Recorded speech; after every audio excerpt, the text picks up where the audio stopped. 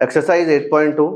और एक्सरसाइज 8.2 हमारी जो एक्सरसाइज है वो उन्हीं बच्चों को समझ में आएगी जिन बच्चों को ये वाली टेबल याद हो जाएगी। सारे बच्चों को ये वाली टेबल याद करना है, बिना इस टेबल के आप 8.2 का सिंगल क्वेश्चन नहीं समझ पाओगे। तो ये वाली टेबल बहुत इंपॉर्टेंट है। क्लास 11-12 में अगर कोई बच्चा पीसीएम लेना चाहता है तो उसके लिए बहुत इंपॉर्टेंट है, क्योंकि ट्रिग्नोमेट्री इसका कंटिन्यू हो ही नहीं पाएगा बिना इन सारी चीज़ों के, ठीक है ना। तो हमें यहाँ पर ये सारी वैल्यूज याद करनी पड़ेंगी। याद कैसे करोगे, एक बार तो मैं रीड करके बताता हूँ इसको कैसे पढ़ा जाता है। मैंने पूछा बेटा मुझे बताओ साइन 0 की वैल्यू क्या है, तो साइन 0 के सामने कितना आ रहा था, 0। तो ऐसे वैल्यू पूछी जाएंगी आपसे। आपसे पूछा गया कॉस 60 की वैल्यू क्या है, तो कॉस के सामने चलो और 60 से नीचे आ जाओ, कौन सी वैल्यू आ गई, 1/2। तो ऐसे इस टेबल को रीड किया जाता है, ठीक है। और इस टेबल को बनाने की एक ट्रिक भी है छोटी सी, ठीक है। वो ट्रिक मैं तुम्हें सिखाता हूँ। वो ट्रिक अगर आप लोगों ने अच्छे से सीख ली तो मजा आ जाएगा, फिर तुम्हें याद नहीं करना पड़ेगा। ये वाली टेबल ट्रिक सीख लो अच्छे से। उसके बाद में देखो, अगर बहुत अच्छा चाहते हो तो याद कर ले, क्योंकि पेपर में टेबल बनाने में तो टाइम वेस्ट होगा ना। टेबल बनाने की भी एक ट्रिक होती है, बहुत आसान ट्रिक है वो। जो तुम ये मान लो कि तुमने अगर ये वाली ट्रिक सीख ली, जैसे LIC के बारे में एक कहावत है, LIC की जब कभी ऐड वगैरह आता है तो उसमें एक लाइन बड़ी फेमस है, जिंदगी के साथ भी और जिंदगी के बाद भी। अगर आपने ये वाले टेबल की ट्रिक समझ ली तो तुम्हारी ये वाली जो टेबल है वो क्लास 10th के साथ भी रहेगी और क्लास 10th के बाद भी रहेगी। तो ट्रिक अच्छे से समझना है कि इसको कैसे करना है। सबसे पहले तुम लोग बेटा क्लास 10th के छात्र एवं छात्राएं हो, तो तुम्हें ज़्यादा कुछ नहीं आता होगा, तो कम से कम 4 तक की गिनती तो आती होंगी। ये आती है कि नहीं आती, इतनी तो आती होंगी ना। हमने पहले 0 से लेकर 4 तक की गिनती लिखी, होल नंबर लिख दिया 0 से लेकर 4 तक। अब इन सब में हमने 4 का डिवाइड भी किया, इन सब में हमने 4 का डिवाइड भी किया। कुछ बच्चों के दिमाग में जो क्वेश्चन आते हैं और आना भी चाहिए कि सर हमने 0 से लेकर 4 तक की गिनती क्यों लिखी, 4 का डिवाइड क्यों किया। देखो कुछ चीज़ें हमारे हाथ में नहीं होती, हमारे हाथ में सिर्फ उनको फॉलो करना होता है। जिसने ये बना के दिया है बस पढ़ना ही है, इसके पीछे कोई लॉजिक नहीं है, ठीक है। ट्रिक है, ट्रिक को तुम यूज करके टेबल आसानी से निकाल सकते हो बस। तो हमने यहाँ पे 0 से लेकर 4 तक पहले गिनती लिखी, स्टेप नंबर 1 ये था। सेकंड स्टेप में हमने उन सब में 4 का डिवाइड किया, और थर्ड स्टेप में हम इसमें अंडर रूट का साइन लगाएंगे, अंडर रूट का साइन लगाएंगे। अब मुझे इनकी वैल्यू बताओ। जैसे मैंने पूछा कि बेटा 0/4 की वैल्यू कितनी होता है, जरा बताओ।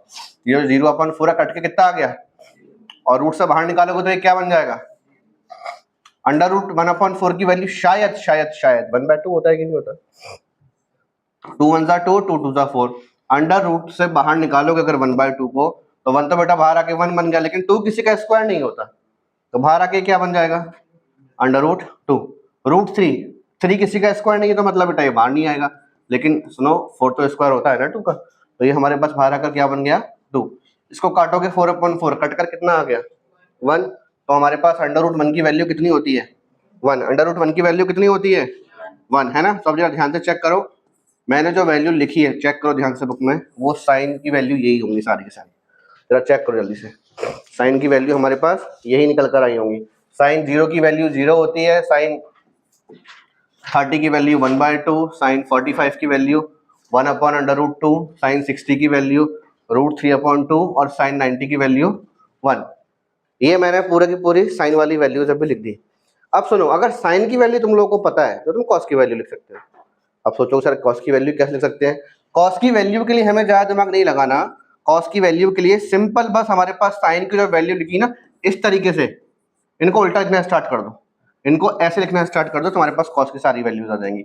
मतलब 1 को पहले लिखोगे यहाँ पर, उसके बाद √3/2 को बेटा यहाँ लिखो, 1/√2, 1/2, और ये 0 यहाँ आ गया।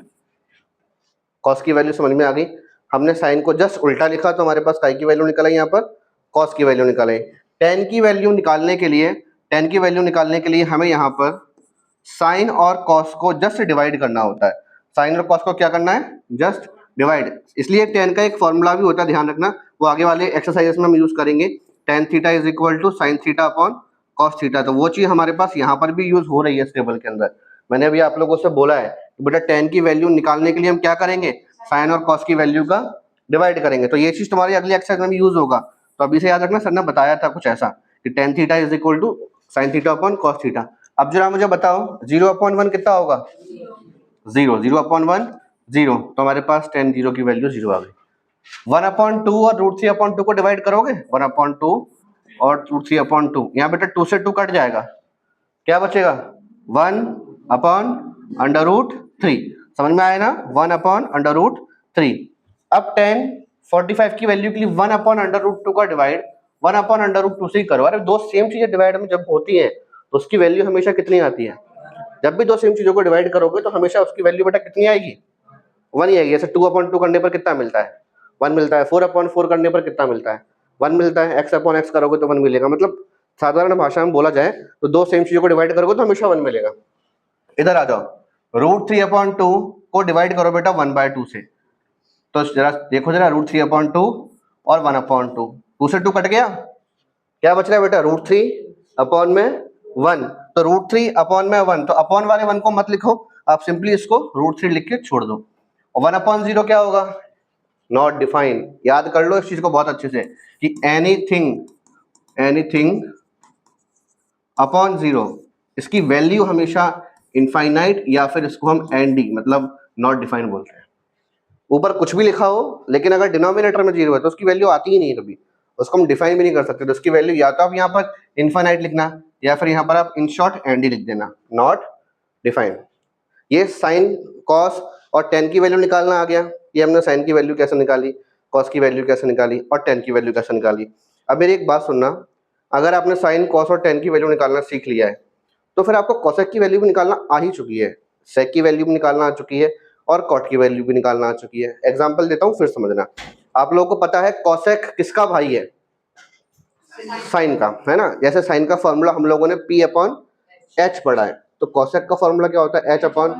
तो वैल्यू उल्टी हो जाती है। जैसे तुम लोगों ने पढ़ा कि साइन 30 की वैल्यू बेटा हमारे पास कितनी है, जरा बताओ जरा, 1/2। साइन 30 की वैल्यू कितनी है, 1/2। तो फिर कॉसेक 30 की वैल्यू क्या होगी, 2/1 मतलब 2। आपने पढ़ा कि साइन 45 की वैल्यू 1/√2 है, तो कॉसेक 45 कितना होगा, √2/1 मतलब √2 ले लो। ऐसे ही साइन 60 √3/2 है, तो कॉसेक 60 कितना होगा, 2/√3। मैं चाहूँ तो यहाँ पर तुम्हें कॉसेक की वैल्यू भी लिखवा दूं और आगे की जितनी वैल्यू हमारे पास यहाँ पर है, जैसे मैं कॉसेक की भी, सेक की भी और कॉट की भी वैल्यू लिखवा दूं। लेकिन थोड़ा बहुत तुम लिखोगे ना तो तुम भी कुछ सीखोगे, इसलिए तुम्हारा लिखना भी जरूरी है। मेन चीजें जो थी, सबसे मेन जो है इसमें, जो सबसे मेन है वो है पहली वाली लाइन। आपने अगर साइन की वैल्यू निकालना सीख लिया तो आप सब निकाल दोगे इसमें। एक बार फिर समझा रहा हूँ, शुरू से सारे बच्चों को समझना है। साइन की वैल्यू निकालने के लिए क्या करेंगे, सबसे पहले 0 से लेकर 4 तक काउंटिंग लिखोगे, ये स्टेप नंबर 1। सेकंड स्टेप में क्या किया बेटा, सबके नीचे 4 लगा दिया, स्टेप नंबर 2 खत्म। स्टेप नंबर 3 में क्या करोगे, सबके ऊपर अंडर रूट का साइन लगाओगे, फिर इनकी वैल्यूज निकालोगे। तो जो वैल्यूज आएंगी वो साइन की वैल्यूज है। फिर कॉस की वैल्यू के लिए साइन की वैल्यू को उल्टा लिखोगे, टेन की वैल्यू निकालने के लिए साइन और कॉस को डिवाइड करोगे, और अगर ये 3 निकल आए तुम्हारे पास तो बाकी के 3 निकालने के लिए इनकी वैल्यूज को उल्टा करते जाना। जैसे सेक की वैल्यू जब निकालना हो तो कॉस की सारी वैल्यू को रेसिप्रोकल करते चले जाओ, कॉट की निकालना हो तो टेन की सारी वैल्यूज को रेसिप्रोकल करते चले जाओ। नॉट डिफाइन का रेसिप्रोकल, नॉट डिफाइन हमें मिला कैसे था, एनीथिंग तो मैंने जनरल फॉर्मूला बोला है बेटा, उससे पहले हमारे पास कुछ था, वो 1/0 था। तो 1/0 को रेसिप्रोकल करो, क्या बनेगा, 0/1 बनेगा ना, उसकी वैल्यू 0 हो गई, बस खत्म। ठीक है, कोई और डाउट पूछना पूछो। तो ये वाली टेबल सभी को समझ में आ गई होगी अच्छे से। अब इसके बाद हम आगे एक्सरसाइज कंटिन्यू करेंगे। एक्सरसाइज में ये वाली टेबल बहुत इंपॉर्टेंट है, आप सभी लोग अपनी बुक में टेबल वाला पेज खोल लो, क्योंकि अभी तुम लोगों को वो टेबल याद नहीं है, अगली क्लास में टेबल याद होना जरूरी है। तो अभी मैं आप लोगों से कुछ वैल्यू पूछूंगा तो मुझे बताना, नहीं तो मैं खुद भी वैल्यू पुट करूंगा, आप लोग चेक करना कि मैं वैल्यू सही पुट कर रहा हूँ गलत पुट कर रहा हूँ, और मैं जानबूझकर किसी एक क्वेश्चन में वैल्यू गलत पुट करूंगा, तो वहां तुम लोगों को पकड़ना है, बताना सर वैल्यू गलत हो गई।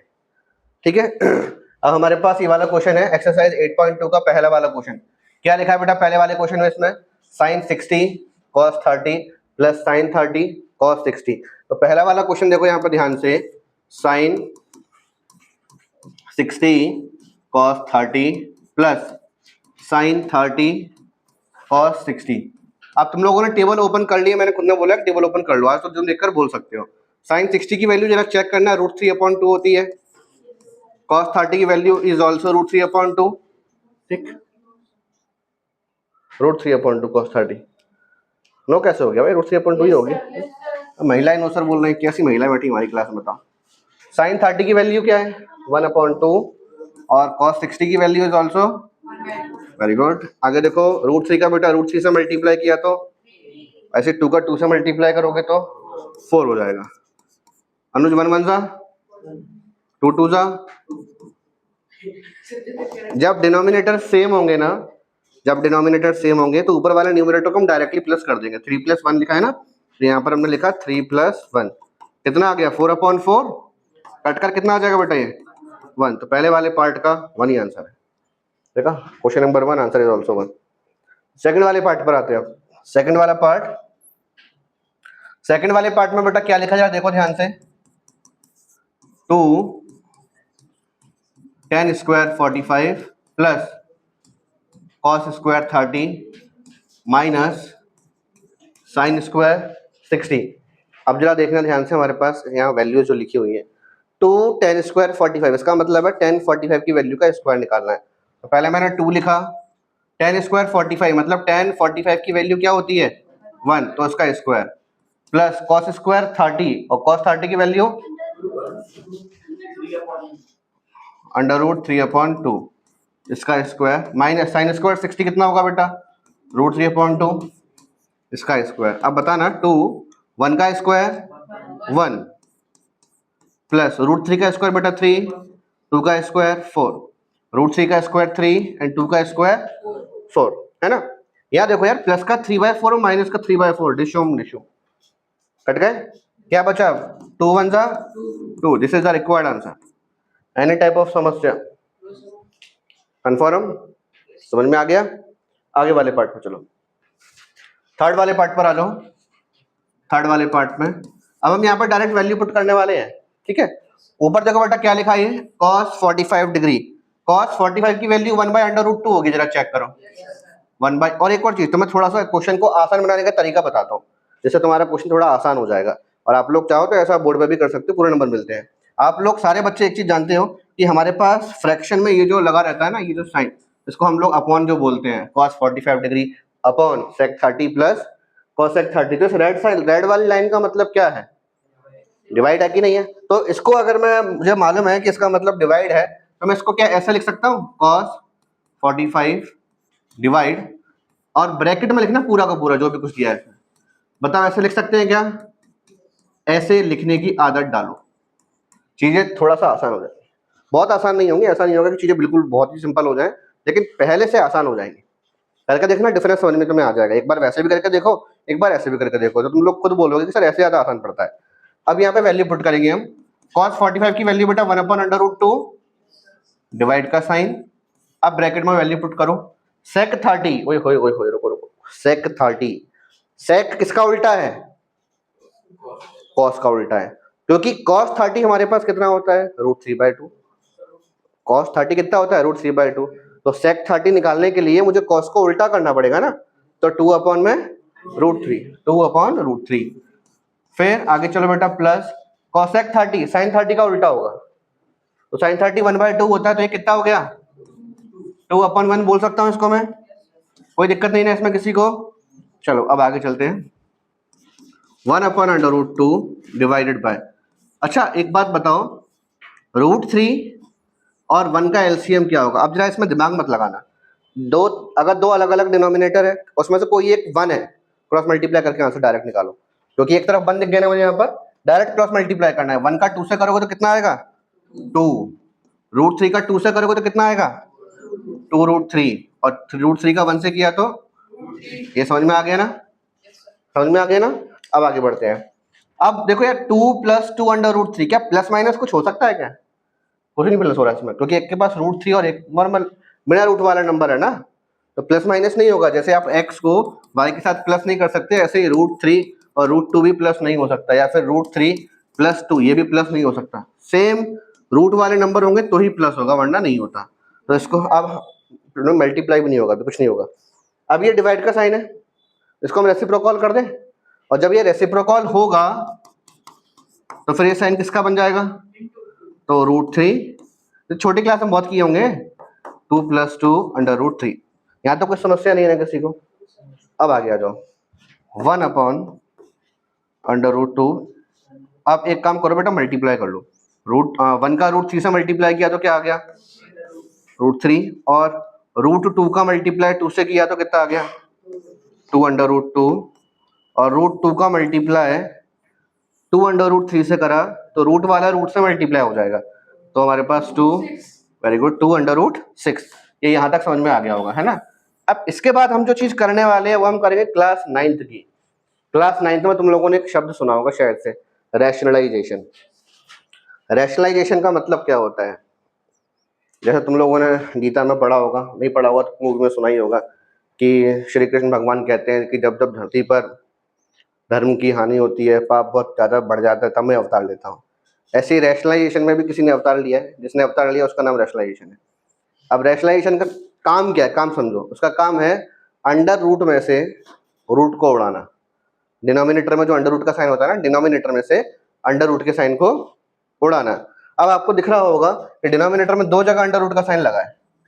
इसको हम उड़ाएंगे, वैसे तो उड़ा नहीं सकते कि भाई साहब या तो इरेज कर दो या गोली से उड़ा दो, मल्टीप्लाई करना पड़ेगा इसको। कैसे मल्टीप्लाई करोगे, इसको थोड़ा सा और अरेंज करके तुम लिख सकते हो, चाहो तो और अरेंज करके लिख सकते हो। इसमें थोड़ा सा तुम लोग एक कारस्तानी कर लो, कुछ नहीं जाएगा, 1-2 लाइन और बढ़ेंगी। ऊपर √3 लिखा है, अच्छा नीचे कुछ कॉमन आ रहा है, ध्यान से चेक करो, इसको बाहर निकाल दो, कोई दिक्कत तो नहीं है ना। वो तो वैसे ही बिल्कुल साफ सुथरा है, बिना अंडर रूट वाला है वो तो। हमारे पास अंदर क्या बचा, √2 प्लस √6। अच्छा, अब जो बचा है ना, क्या मैं इसको ऐसे लिख सकता हूँ, √6 प्लस √2। हो सकता है बच्चे सोच रहे होंगे पर आपने इसको आगे पीछे क्यों कर दिया। देखो, आप अगर ऐसे भी करोगे तो भी पूरे नंबर मिलेंगे, और ऐसे भी करोगे तो भी पूरे नंबर मिलेंगे। लेकिन तो मैं बताता हूँ कि रैशनलाइजेशन में बड़ा नंबर अगर पहले लिखो तो करने में थोड़ी सी आसानी होती है। छोटी छोटी चीजें जो होती है वो किसी किताब में लिख के नहीं आती, ये ऑब्जर्वेशन से आती है, जब आप बहुत सारे क्वेश्चन को कर चुके होते हैं। तो बड़ा नंबर पहले लिखोगे, छोटा नंबर बाद में लिखोगे, तो रैशनलाइजेशन में आगे चल के एक माइनस के साइन की दिक्कत आती है, वो नहीं आएगी फिर इसमें, वो आएगी नहीं, तुम मिलेगा नहीं तो माइनस साइन इसमें भी। आप रैशनलाइज करने के लिए क्या करोगे बेटा, जो यहाँ लिखा होता है उसी का ऊपर नीचे मल्टीप्लाई करोगे विद अपोजिट साइन, सीखा है ना सभी ने।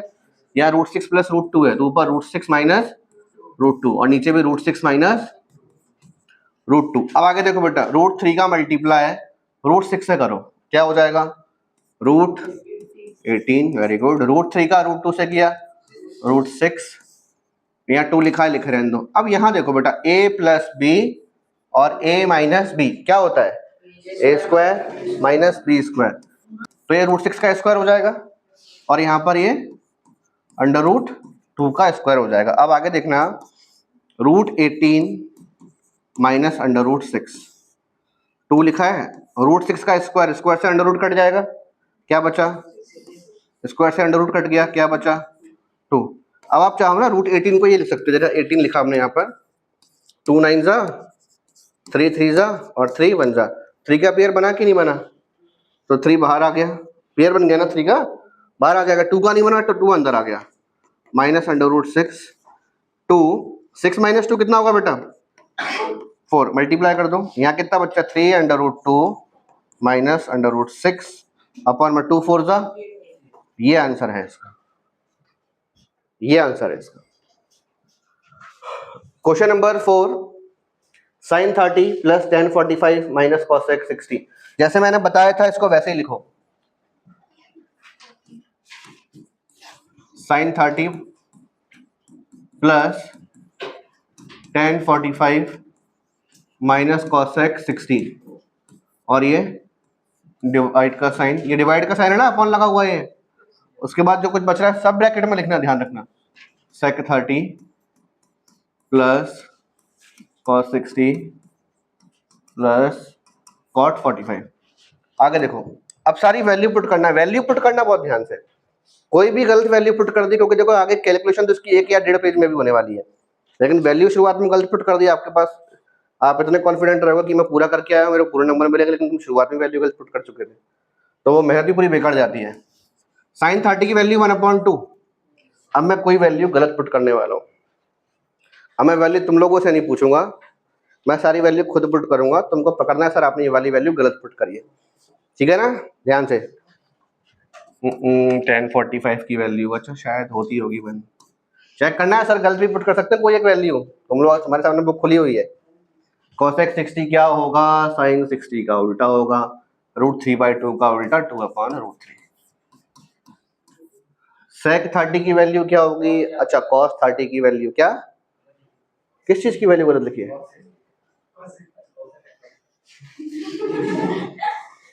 कोई बात नहीं है, इस उम्र में ऐसा होता है बच्चों के साथ में कभी कभार, कोई बात नहीं। चलो आगे चलते हैं अपन। sec 30 ये cos 30 का उल्टा होता है शायद। तो cos 30 हमारे पास कितना होगा? 1/2 √3/2 2/√3। cos 60 की वैल्यू शायद 1/2। cot 45 की वैल्यू 1। बताओ कौन सी वैल्यू गलत पुट करी मैंने इसमें? cos 60 cot 45 की सर सब सही है, सारी वैल्यू सही है। कोई वैल्यू मैंने इसमें गलत पुट करी नहीं है। अभी एक और क्वेश्चन है इसके बाद, उसमें पुट कर सकता हूँ शायद गलत। तो हम लोग ध्यान से चेक करना बस कि मैं कभी भी कोई सी वैल्यू गलत पुट कर सकता हूँ। अभी फिलहाल इसमें सारी वैल्यू सही है। अब बेटा आगे देखो, यहाँ डिनोमिनेटर में कुछ भी नहीं है 1 मान सकते हैं, यहाँ पर भी डिनोमिनेटर में कुछ भी नहीं है 1 मान सकते हैं। अब आगे देखना ध्यान से, 2 1 और √3, 2 1 और √3 का एलसीएम कितना आएगा? 2√3। अब मैं आपसे पूछूंगा, मुझे बताना कि √3 की टेबल में 2√3 कितने बार में आएगा? तो तुम √3 को ही छिपा लो, क्या बच रहा है बताओ? मैंने पूछा, एक बार फिर से पूछता हूँ, √3 की टेबल में 2√3 कितने बार में आएगा? तो √3 को ही छिपा लो, क्या दिख रहा है? 2 बार में आता है इसका मतलब। तो अब उस 2 का 2 से मल्टीप्लाई करो, 4 -1 की टेबल में 2√3 तो पूरा ही आएगा। 1 की टेबल में सारे नंबर पूरे बार में ही आते हैं, तो 2√3 बार में ही आएगा। और 2√3 का 1 से मल्टीप्लाई किया तो 2√3 प्लस 2 की टेबल में 2√3 कितने बार में आएगा? कितने बार में आएगा? √3 बार में आएगा, क्योंकि मैंने पूछा 2 की टेबल में 2√3 कितने बार में आएगा, 2 को ही छुपा लो, √3 बच रहा है और √3 का 1 से मल्टीप्लाई किया तो √3 आ जाएगा, डिवाइड का साइन। अब आगे चलते हैं, आगे चलो। अब बेटा √3 2 और 1 का एलसीएम कितना आएगा? तो यहाँ पे लिया तो सेम एलसीएम आ गया। जो यहाँ पे मैंने चीजें पूछी थी वो चीजें फिर से पूछने वाला हूँ, बताना फिर से। 1 की टेबल में 2√3 कितने बार में आएगा? वेरी गुड, 1 से मल्टीप्लाई करेंगे इसको ऊपर, 2√3 प्लस अब 2 की टेबल में ये कितने बार में आएगा? 2 को ही छिपा लो, क्या बच रहा है? अब √3 का 1 से मल्टीप्लाई किया तो √3 की टेबल में ये कितने बार में आएगा? अब 2 का ऊपर 2 से मल्टीप्लाई कर दो, कितना हो जाएगा? यहाँ तक कोई समस्या नहीं है किसी को, आगे बढ़ते हैं। अब देखना बेटा ध्यान से, √3 प्लस 2√3 क्या होगा? मैं आपसे एक चीज पूछता हूँ, x प्लस 2x क्या होता है? x प्लस 2x क्या होता है? 3x। आपने बोला 3x होता है। ऐसे ही मैं पूछता हूँ कि √3 प्लस 2√3 क्या होना चाहिए फिर? Very good, 3√3। समझ में आ गया ना? ऐसे ही यहाँ पर √3 प्लस 2√3 लिखा है, इसकी वैल्यू 3√3 होना चाहिए। फिर -4 अपन में क्या लिखा है? 2√3, डिवाइड का साइन, अभी डिवाइड ही बने रहने दो इसको। उसके बाद बेटा देखो, √3 प्लस 2√3 की वैल्यू कितनी होती है? तो यहाँ लिखा 3√3 और प्लस का 4 भी लिखा हुआ था एक, और ये 2√3। यहाँ तक भी कोई दिक्कत नहीं होनी चाहिए। अब आगे आ जाओ, 3√3 -4 अपॉन 2√3। ये जो डिवाइड का साइन है ना, ये मल्टीप्लाई का हो जाएगा, और अगर ऐसा हुआ तो ये वाले फ्रैक्शन रेसिप्रोकल हो जाएंगे। तो 2√3 3√3 प्लस 4। अब देखो, अगर पूरा का पूरा न्यूमरेटर डिनोमिनेटर कट रहा है तो काट सकते हो, जैसे 2√3 और 2√3 डिशम डिशम उड़ गए। और कुछ महान योद्धा ऐसे भी इस क्लास में बैठे हुए हैं जो 3√3 से 3√3 को काट देंगे, नहीं कटेगा ऐसे, ध्यान। मैं नाम लेके नहीं बताऊंगा, ऐसे 4-5 एक नहीं है जो मुझे नाम से भी याद है जो ऐसी हरकतें करते हैं। +4 थे, -4 काट देंगे, नहीं कटेगा। अगर ये पूरा कट रहा होता तो हम बेझिझक काट देते, जैसे हमने 2√3 और 2√3 को काट दिया। तो बेटा बचा क्या? अब बचा क्या है सब काटापीटी करने के बाद में? हमारे पास अब यहाँ पे जो बचा वो बच रहा है 3√3 -4 अपॉन में 3√3 प्लस 4। यार आंसर में डिनोमिनेटर में फिर से रूट आ गया, और डिनोमिनेटर में जब रूट आएगा तो फिर हम क्या करेंगे? रैशनलाइज। और रैशनलाइज में क्या किया जाता है? जो डिनोमिनेटर लिखा होता है उसी को ऊपर नीचे मल्टीप्लाई कर दो, लेकिन साइन उल्टा कर देना। 3√3 -4 3√3 -4, हमने यहाँ पर डिनोमिनेटर का साइन चेंज कर दिया। अब आगे देखो ध्यान से, 3√3 -4 3√3 -4 दोनों नंबर सेम है कि नहीं है? सेम है ना? आप जैसे x का मल्टीप्लाई x से करते तो क्या मिलता है? बोलो ना। y का मल्टीप्लाई y से करोगे तो क्या मिलेगा? y²। ऐसे ही यहाँ पर आप इन दो सेम ब्रैकेट्स का मल्टीप्लाई करोगे तो क्या मिलेगा 3√3 माइनस 4 का होल स्क्वायर। बोलो कोई दिक्कत? कोई दिक्कत नहीं है ना। अब आगे आ जाओ, यहाँ बेटा देखो a प्लस बी और ये a माइनस बी, तो a plus B a minus B क्या होता है a square minus B square. अब ऊपर हमारी आइडेंटिटी लग जाएगी, कौन सी आइडेंटिटी लग जाएगी, ये वाली, a माइनस बी का होल स्क्वायर, वही क्या होता है a square plus B square minus 2ab। इसकी बात बोल रहा हूँ बेटा, इसमें आइडेंटिटी लगा देना। तो हमारे पास जब आइडेंटिटी लग जाएगी इसमें तो हमारे पास बचेगा क्या, जरा ये देखो, हमारे पास यहाँ पर अब यहाँ आ जाएगा a स्क्वायर मतलब 3√3 का स्क्वायर प्लस बी स्क्वायर मतलब 4 का स्क्वायर, फिर बेटा माइनस 2ab 2a और ये b। बोलो भैया एनी टाइप ऑफ समस्या? कोई दिक्कत नहीं है। नीचे आए यहाँ पे, अब बच्चे इसका स्क्वायर भी निकाल पाते हैं। यहाँ क्या लिखा हुआ है 3√3 का स्क्वायर, तो इसका स्क्वायर दो हिस्सों में निकलता है। हम यहाँ पर 3 का स्क्वायर निकालते हैं और √3 का स्क्वायर निकालते हैं, दोनों का मल्टीप्लाई करते हैं। 3 का स्क्वायर कितना होता है और √3 का स्क्वायर, दोनों का मल्टीप्लाई करो, 9 3 जा, वेरी गुड 27 माइनस 4 का स्क्वायर। अब जो बच रहा है वो लिखो, देखो फिर से आ गया 3√3 का स्क्वायर, ये नीचे लिखा तो है 27, कितना है 3√3 का स्क्वायर 27 प्लस 4 का स्क्वायर माइनस 2 3 जा और 6 4 जा 12। अरे बेटा I am a Complan boy. 2 3 या 6 6 4 जा 24, तो 24√3 अपॉन में क्या आएगा 27 माइनस 16 कितना होगा 11। अब देखो 27 प्लस 16 कितना होगा, अबे गधो बोलो 27 प्लस 16 कितना होगा। अरे बेइज्जती नहीं करूंगा, गलत होगा तो होगी, अब क्या करें, क्या आएगा आंसर 43। तो 43 minus 24√3 upon 11 is the final answer. खत्म। बोलो भैया क्या समस्या, कोई भी डाउट हो, कैसे भी डाउट हो पूछ सकते हो। वैसे मैं इसको बहुत धीरे धीरे आराम आराम से करा रहा हूँ, मुझे लगता नहीं डाउट आनी चाहिए इसमें, अगर आ भी रही है फिर भी पूछ सकते हो। जहाँ मुझे लगता है कि बच्चों के दिमाग में ये वाला क्वेश्चन होगा मैं खुद ही पूछ लेता हूँ अपने आप से, तुम लोगों को बता भी देता हूँ कि देखो हो सकता है बच्चे ऐसा सोच रहे होंगे, खुद ही पूछ लेता हूँ, खुद ही बताता हूँ इसमें ऐसा होगा उसमें ऐसा होगा। चिराग बुझा तो नहीं है, विश्वास कम तो नहीं हुआ? अरे यार तुम लोग हंस कर दिखा देते हो। चलो आगे चलते हैं अपन। क्वेश्चन नंबर 1 में 5 पार्ट थे और पांचों पार्ट में से थर्ड पार्ट, फोर्थ पार्ट और फिफ्थ पार्ट, ये तीनों के तीनों पार्ट सबसे ज्यादा इंपॉर्टेंट है। पेपर में ये आ चुके हैं तीनों पार्ट, कोई 2 बार आया है, कोई 1 बार आया है, कोई 3 बार आया है।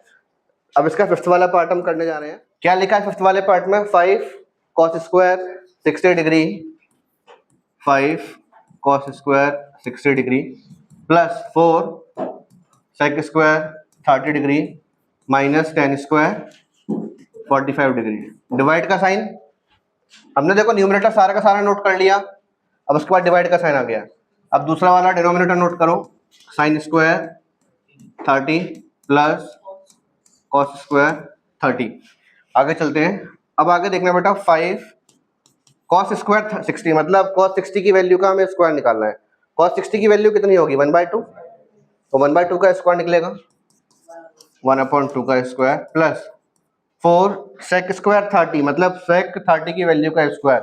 वैल्यू गलत पुट हो सकती है, sec 30 की वैल्यू क्या होगी cos 2/√3। ऐसा ना हो तुम लोग गलत बता दो, सर लो हमने जानबूझ से गलत बता दिया। sin 30 कितना होगा 1/2 का स्क्वायर, cos स्क्वायर 30 कितना होगा √3/2, √3/2 का स्क्वायर। किसी के हाथ में पेन नहीं होना चाहिए, सब लोग बोर्ड पर देखो, ठीक है। 1/2 का स्क्वायर कितना होगा 1/4 और 5 का 1/4 से मल्टीप्लाई करोगे फिर, है ना। मैं डायरेक्ट कर दूं 5/4, कोई दिक्कत तो नहीं है। हाँ ये 5/4 हो जाएगा। 2 का स्क्वायर कितना होगा 2 का स्क्वायर 4 4 4 जा और √3 का स्क्वायर, √3 का स्क्वायर 3 माइनस 1 का स्क्वायर 1 डिवाइडेड बाय 1/2 का स्क्वायर 1/4 और √3 का स्क्वायर 3 और 2 का स्क्वायर 4, ठीक है ना। अब बेटा आगे देखो यार, नीचे कुछ भी नहीं है 1 मान सकते हो। 4 3 और 1 का एलसीएम 12 आता है, 1 की टेबल में बेटा 12 कितने बार में आएगा? 12 का 1 से मल्टीप्लाई करो। 3 की टेबल में 12 कितने बार में आएगा? 4 का 16 से मल्टीप्लाई करो, 64 आएगा। प्लस 4 की टेबल में 12 कितने बार में आएगा? 3 का 5 से करो, 15 डिवाइडेड बाय। जब बेटा डिनोमिनेटर सेम होते हैं ना तो न्यूमरेटर हमारे पास डायरेक्टली ऊपर प्लस हो जाएगा, है ना। अब आगे देखना बेटा ध्यान से, 15 प्लस 64 कितना होता है? 79 माइनस 12 अपॉन में 12 डिवाइडेड बाय 1 प्लस 3 कितना होगा? 4 अपॉन 4 कट कर कितना आ गया? कट करके हमारे पास यहाँ पर ये 1 आ चुका है। अब आगे देखना 79 माइनस 12 कितना होगा? अपॉन में 12 डिवाइडेड बाय 1। बाय 1 का डिवाइड करने का मतलब भी क्या है? 1 को तुम क्या डिवाइड करोगे? किसी भी नंबर को 4 को 1 से डिवाइड करो, 4 ही आंसर आएगा। 1 से किसी भी नंबर को डिवाइड करोगे तो वही आंसर आ जाएगा। तो इसका आंसर हमारे पास फिर कितना हो गया? ये हमारा आंसर है। समझ में आ गया? पक्का कोई दिक्कत नहीं इसमें? अब छापना स्टार्ट करो।